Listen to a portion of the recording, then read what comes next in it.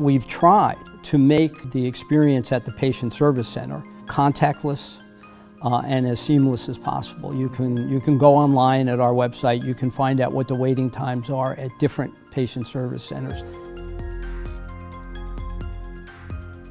You can then check in at one of those, go to the parking lot, send a text into the patient service center saying, "I'm here," and then they'll text you when to come in so that you don't have to wait in a crowded waiting room.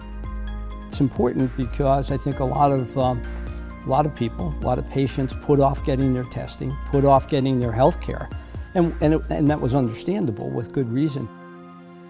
In one day, our business went down and stayed down 60%, and literally overnight.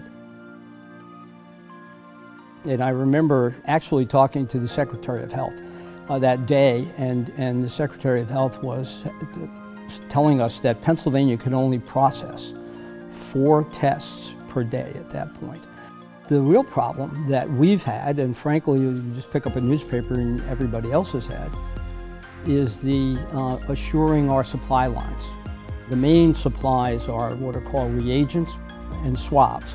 And the swab, is the thing that is put up in your nasal cavity, that's put into a tube with a reagent and then sent to the laboratory for testing.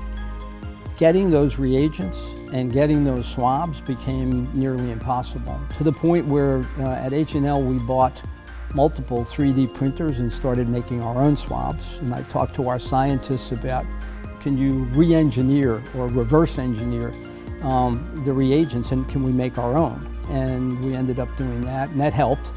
Now the supply lines have stabilized a little bit. Fast forward, by the middle of May at HNL, we were doing about 2,000 to 2,500 tests per day.